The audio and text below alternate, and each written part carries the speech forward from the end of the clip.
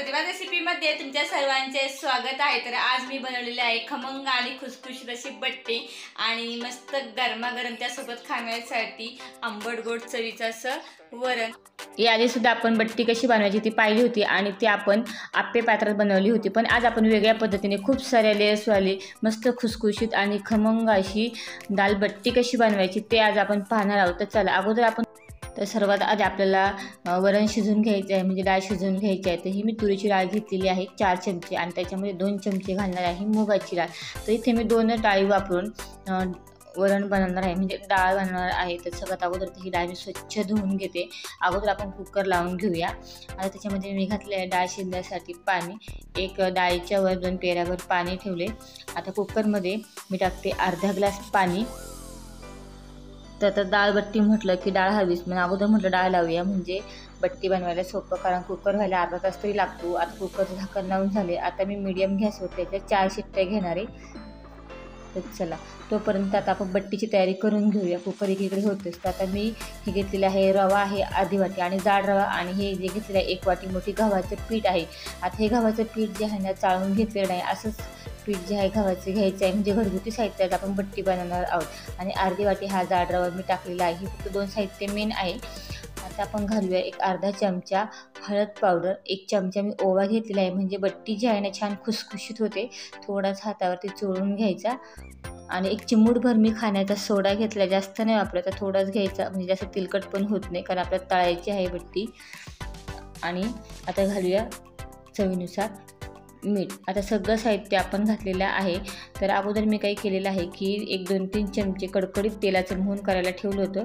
तर ते तेलाचं मोहन आहे, तुम्हाला वाटलं तुम्ही तुपाचं सुद्धा घेऊ शकता। तर मी 3 चमचे टाकले आहे तेलाचं मोहन, म्हणजे बट्टी जी आहे ना छान खुसखुशीत होते आणि मस्त खमंग होते आणि खायला सुद्धा छान लागते। आणि एकीकडे मी आता कोमट पाणी सुद्धा करून घेतलेलं आहे। तर सगळ्यात अगोदर आपण काय करूया की हे अगोदर व्यवस्थित मिक्स करून घेऊया। तेलाचं मोहन टाकल्यामुळे थोडंसं गरम आहे, त्यामुळे थोडंसं सावकाश। तर अगोदर हे सगळं व्यवस्थित मिक्स करून घेते, म्हणजे सर्व जे आहे ना मसाले मीठ जे आहे ते व्यवस्थित पिठाला लागलं जातं आणि व्यवस्थित पीठ पण मिक्स होतं। आता ते मी तेलाचं मोहन वापरलेलं आहे, तुम्हाला वाटलं तुम्ही तुपाचं सुद्धा मोहन वापरू शकता। तर आता हे बघा छान असा गोळा तयार होते, मस्त आता सर्व मसाले हे मिक्स झालेलं आहे। आणि आता आपल्याला काय करायचे की पीठ मळून घ्यायचं आहे। तर आता मी हे कोमट पाणी करून घेतलेलं आहे, म्हणून मी काय करते आता ग्लासने थोडं पाणी घेते। आता हे आपल्याला पीठ मळून घ्यायचं आहे। आता घट्टच आपल्याला हे पीठ आहे ना थोडं पाणी लागेल असं टाकून मळून घ्यायचं आहे। पातळही मळायचं आणि जास्त घट्टही मळायचं नाही।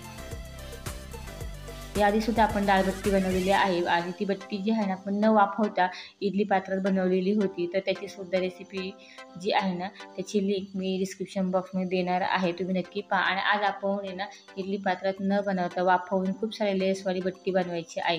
तर हे बघा आता हे पीठ बघा की मळून झालेलं आहे, अशा पद्धतीने मळायचं आहे, जास्त घट्टही नाही आणि सैलही नाही। आता हे आपल्याला 20 ते 25 मिनटं जे आहे ना असंच मी भिजत ठेवणार आहे, म्हणजे तुझा रवा जो आहे ना छानपैकी फुलतो आणि बट्टी पण मग छान खुसखुशीत होते। तर चला आता हे असं आपण एक अर्धा तास कमीत कमी 20 ते 25 मिनटं असंच भिजत ठेवूया। तर चला बघा आता एक अर्धा तास झालेला आहे। आता पीठ मी पुन्हा मळून घेते एकदा, म्हणजे थोडंसं हलकं होईल।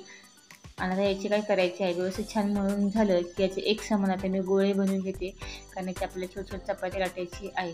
तर अशा आकाराचे मी छोटे छोटे गोळे बनवून घेतले, एकसारखे होतील तेवढे। तर जवळजवळ हे 5 ते 6 याचे असे हे गोळे तयार झालेले आहेत।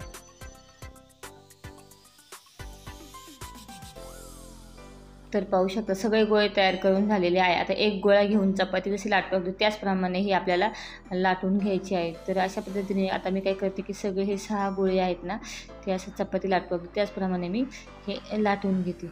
हे बघा अशा पद्धतीने थोडंसं जाडसरच आपण हे लाटू, चपाती थोडं पातळ लाटतो, हे थोडंसं जाडसर ठेवायचं।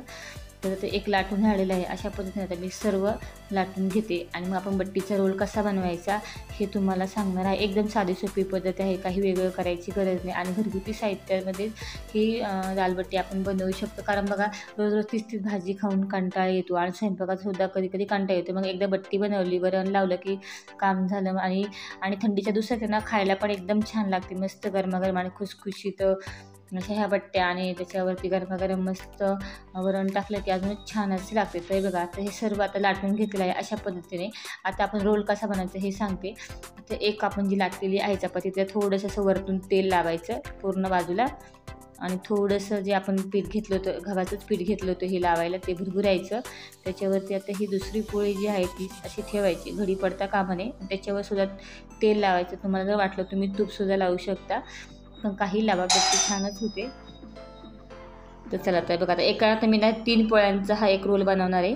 तर त्याला थोडंसं तेल लावले, थोडंसं पीठ भरभरले. आता काय करायचं, जसे आपण आळूच्या वडीचा रोल बनवतो अगदी त्याचप्रमाणे खालच्या साईडने ना फक्त हे वळत आणि असं घट्टसर वळायचं, म्हणजे बट्टीच्या पण छान अशा लेयर्स पडतात. आता हे छान असं घट्ट बघा आता वळून घेतलेलं आहे. आता चला आता व्यवस्थित पॅक करून घेऊया. थोडंसं असं राऊंड करून घेतलं म्हणजे त्यामध्ये घड्या राहत नाही, काय नाही. तर एक रोल आपला बनवून झालेला आहे. तर अशाच पद्धतीने आता आपल्याला काय करायचं आहे की दुसरासुद्धा रोल बनवून घ्यायचा आहे. खाली थोडंसं तेल लावायचं, थोडंसं पीठ भरभरायचं, त्याच्यावरती ही दुसरी पोळी ठेवायची, तिलासुद्धा तसंच करायचं. थोडंसं तेल आणि पीठ लावून आणि त्याच्यावरती ही मग तिसरी ठेवायची. ती 3 याचा एक आपण रोल बनवलेला आहे आणि त्याचे रोल वळून घेतलेले आहे. तर चला आता ही सुद्धा आता आपल्याला अशीच वळून घ्यायची आहे, आळूची वडी वळतो अगदी त्याचप्रमाणे. तर बघा आता हे रोल वळून झालेलं आहे. आता काय करायचं, एकीकडे मी 1 ग्लास पाणी उकळायला ठेवलं होतं. पाण्याला उकळी आली की वड्या उकळायची चाळण ठेवा किंवा पुरणाची ठेवा. त्याच्यात आपल्याला फक्त काय करायचं आहे की हे रोल एक 20 ते 25 मिनटं वाफवून घ्यायचं आहे. तर त्याच्यावरती आता आपण एक झाकण ठेवूया आणि 20 ते 25 मिनटात ते छान व्यवस्थित वाफवून घेते. तर चला पाहूया आता आपले जे बट्टीचे रोल आहेत तर ते वाफवून झाले की नाही. तर पहा, तर हे वाफवलेले आहे. आज हात लावून पाहू शकते, हाताला पीठ थोडंसं चिकटलं राहायचे, समजायचं वाफवून झालेलं आहे. तर चला आता गॅस बंद करूया आणि थंड होतपर्यंत आता आपण डाळीला फोडणी देऊया. तर बघा आता डाळ मस्त आपली शिजलेली आहे. मी 4 शिट्ट्या घेतल्या होत्या. ते बघा छान अशी व्यवस्थित शिजलेली आहे. आणि ती डाळ बनवण्यासाठी मी साहित्यसुद्धा बाकीचं रेडी घेतलं. एकदम साध्या सोप्या पद्धतीने ही डाळ बनवायची आहे. तर मी 4 हिरव्या मिरच्या अशा लांबसर अशा कट करून घेतलेल्या आहे. लसूण घेतलेला आहे 7 ते 8 लसूण पाकळ्या सोलून, कोथिंबीर बारीक चिरलेली, गूळ घेतलेला आहे आणि कढीपत्ता. आणि मी काय केलेलं आहे की अर्धा टोमॅटो कापून घेतलेला आहे बारीक असा. तर चला आता वरण फोडणीला देऊया. तर 2 चमचे मी तूप घेतलेलं आहे, तुम्ही तेलाची सुद्धा फोडणी देऊ शकता. आणि लसूण जो होता तो मी ठेचून घेतलेला आहे. तर सगळ्यात अगोदर तूप छान गरम झालं की टाकायचं आहे 1 चमचे मी मोहरी टाकलेली आहे. 1 चमचे मी टाकते जिरे मोहरीची फोडणी छान तडतडली की थोडंसं मी हिंग टाकायचं, कारण डाळ म्हटली की थोडी हिंगाची फोडणी हवीच. कढीपत्ता, ठेचून घेतलेला लसूण आणि लांब कट केलेल्या हिरव्या मिरच्या. तर ही फोडणी छान अशी परतून घेऊया. मिरच्या छान अशा परतल्या गेल्या की मग आपल्याला डाळीमध्ये टाकायचं आहे हळद पावडर. आणि आपण तडका जो आहे ना नंतर देणार आहे. एकदम साध्या पद्धतीने आपण वरण बनवणार आहोत, पण आपल्याला हे वरण जे आहे ना दालबट्टीसोबत खाण्यासाठी थोडंसं आंबट गोड असं बनवायचं आहे. तर फोडणी झालेली आहे. आता टाकूया शिजलेली डाळ. आता हे वरण जे आहे जास्त पातळ नाही आणि घट्टही नाही अशा पद्धतीने बनवायचं आहे, कारण आपल्याला ते बट्टीसोबत खायचं आहे. त्यामुळे जास्त घट्टही नको आणि जास्त पातळही नको. तर हे बघा साधारण असं हवं.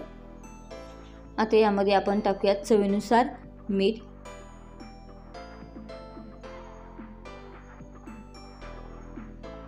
आणि डाळ थोडी साधारण गोड हवी म्हणून थोडंसं आपण टाकूया गोड, म्हणजे थोडीशी गोडसर अशी चव येते.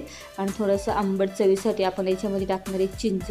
तुमच्याकडे चिंच नसेल तर तुम्ही कोकमसुद्धा टाकू शकता, त्याने सुद्धा डाळीला छान अशी आंबटसर चव येते. म्हणजे आंबट गोड फोडणीचं वरण जर बट्टीसोबत जर तुम्ही खाल्लं ना त्याची चव अजून दुप्पट तिप्पट वाढते. बघा आता हा मी घेतलेला आहे चिंच, म्हणजे थोडीशी टाकली, जास्त नाही टाकली कारण थोडीशी आंबट आहे ही. आणि बारीक चिरलेला टोमॅटो. आता त्याला एक आपण उकळी घेऊया, तो पण आपण याला फोडणी देऊया. तर मी 1 चमचाभर तेल घेतलं, त्याच्यामध्ये 1 चमचे जिरे टाकले. आता माझ्याकडे लाल मिरच्या नव्हत्या म्हणून मी मिरची पावडरची तडका देणार आहे त्याला. अर्धा चमचा मी मिरची पावडर घेतलेली आहे. तर बघा तडका छान झालेला आहे. आता आपण ते उकळीच्या वरणाच्या पातेल्यात टाकून घेऊया आणि फक्त आपल्याला 5 मिनटं आहे ना हे आटवून घ्यायचं आहे मीडियम गॅसवर, म्हणजे बट्टीसोबत खाण्यासाठी आपली डाळ जी आहे ना ती तयार होईल. तर पाहू शकता 5 मिनटं छान असं हिला मी आटवून घेते.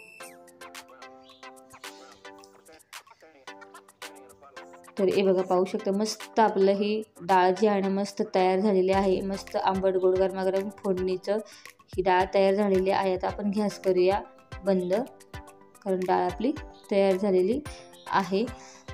तर चला आता हे बघा हे थंड झालेलं आहे. आता आपल्याला कट करून घ्यायचं आहे. आता मी बघा अशा साईडचं कट करणार, जास्त जाडही नाही जास्त पातळ नाही. आता ह्या वाफवून झालेलं आहे, पूर्णपणे थंड झालेलं आहे. कट करून घ्यायचं आणि आपल्याला फ्राय करायचं आहे. इकडे मी तेलसुद्धा गरम करायला ठेवलेलं आहे आणि छान मस्त खमंग खुसखुशीत होतात. आता इथं आणि बघा लेअर्ससुद्धा खूप सुटतात. तर चला तेल गरम झालं की ह्या बट्ट्या ज्या आहेत ना छान तळून घ्यायच्या आहे. एक मिडियम गॅस करायचा आणि छान खमंग खुसखुशीत होईपर्यंत थोडासा असा लालसर कलर येईपर्यंत आपण आता ह्या बट्ट्या करून घेणार आहे. तर याआधी आपण ना दालबट्टीचा व्हिडिओ बनवला होता आणि त्या ज्या बट्ट्या ज्या आहेत ना आपण ह्या कशा वाफवून घेतल्या मग फ्राय केल्या अशा बनवल्या आहेत. तर त्या ज्या आहेत ना आपण आप्पे पात्रात बनवल्या होत्या त्यामध्ये वाफवायची गरज नाही. आप्पे पात्रात एकदम झटपट होत्या सुद्धा आणि त्यासुद्धा खूप छान खुसखुशीत झाल्या होत्या. म्हटलं चला आज आपण खूप साऱ्या लेअर सुटलेल्या मस्त खमंग खुसखुशीत बट्टी बनवूया वेगळ्या पद्धतीने, अगदी घरगुती साहित्यातच आहे. आणि बघा ह्यासुद्धा छान खुसखुशीत होतात. खूप साऱ्या लेअर सुटलेल्या आहे पाहू शकता. आता ह्या तळून झालेल्या आहेत. हे बघा आता ह्या ज्या तळून झालेल्या आहेत त्या काढून घेऊया. अगदी खूप साऱ्या पाहू शकता मस्त लेअर सुटलेले आहे. अगदी मस्त गरमागरम वरण द्यायच्यावर टाकलं ना म्हणजे डाळ जर टाकलं ना तर खायला अजूनच छान लागतात. एकदम खमंग आणि अशा खुसखुशीत झालेल्या आहेत. तर चला आता अशाच पद्धतीने आपल्याला काय करायचं आहे की बाकीच्या पण फ्राय करून घ्यायच्या आहेत. बघा पाहू शकता बाकीच्या पण आता मी फ्राय करून घेते. तर चला बाकीच्या पण अशा छान अशा खमंग खुसखुशीत होईपर्यंत मस्त फ्राय करून घेऊया. तर हे बघा पाहू शकता थोडासा असा ब्राऊन कलर झाला की पाहू शकता की समस्त छान अशा लेअर सुटलेल्या आहेत. ह्यासुद्धा फ्राय झालेल्या आहेत. तर त्यासुद्धा मी काढून घेते. हे बघा अगदी स्वयंपाकाचा कंटाळा आला आणि त्याच भाज्या जर खाऊन कंटाळत आणि थंडीच्या दिवसात तर खूपच छान लागतात ही दालबट्टी. अगदी महाराष्ट्राची ही जरी पारंपरिक रेसिपी नसते तरी महाराष्ट्रातही काही भागामध्ये ही बनवली जाते. आता ही तसं पाहायला गेलं तर गुजरात राजस्थानची रेसिपी आहे पण आता आपल्याकडेही आपण हौशेने बनवतो आणि खूपच छान लागते. तर पाहू शकता मस्त अशा खूप साऱ्या लेअर सुटलेल्या आहे आणि एकदम खमंग खुसखुशीतसुद्धा ह्या बट्ट्या तयार झालेल्या आहे. पाहू शकता इकडं आपली डाळसुद्धा तयार झाली आहे. मस्त आंबट गोड गरमागरम फोडणीची डाळ आहे आणि दालबट्टी म्हटलं तर तूपही हवंच. तर आता ही खायची कशी हा सुद्धा प्रश्न तुम्हाला पडला असेलच. तर चला एक प्लेट घेऊया आणि पाहू शकता खूप सारे लेअर्सवाल्या मस्त खमंग आणि खुसखुशीत झालेले आहे. हे बघा असं छान असं चुरायचं एका डिशमध्ये व्यवस्थित आणि त्याच्यावरती मग आपण जी डाळ बनवलेली आहे आंबट गोड ती डाळ तुम्ही याच्यावरती टाकायची आणि मग त्याचा खायचा आस्वाद घ्यायचा. आणि हे बघा ही डाळ आपण टाकलेली आहे आणि याच्यावरती टाकायचं आहे. तूप मात्र टाकायला विसरायचं नाही कारण तुपामुळेच अजून छान याची चव जी आहे ना ती मस्त येते. तर पुन्हा अजून मी 1 चमचा तूप टाकलेलं आहे आणि बघा मस्त अशी ही खमंग अशी खुसखुशीत दालबट्टी तयार झालेली आहे. तुम्हालासुद्धा दालबट्टी आवडते का? आणि जर तुम्हाला आवडते पण कधी बनवली नसेल तर एकदम घरगुती साहित्यात आणि एकदम साध्या सोप्या पद्धतीने अशा पद्धतीने एकदा दालबट्टी बनवून पहा आणि 100% गॅरंटी की रेसिपी अजिबात फसणार नाही आणि एकदम परफेक्ट तुमचीसुद्धा बट्टी होईल. अशाच नवीन रेसिपी पाहण्यासाठी तुम्ही अजून प्रतिभा रेसिपी यूट्यूब चॅनल सबस्क्राईब केलं नसेल तर पटकन जाऊन सबस्क्राईब करा आणि व्हिडिओला लाईक आणि शेअर करायला विसरू नका. धन्यवाद.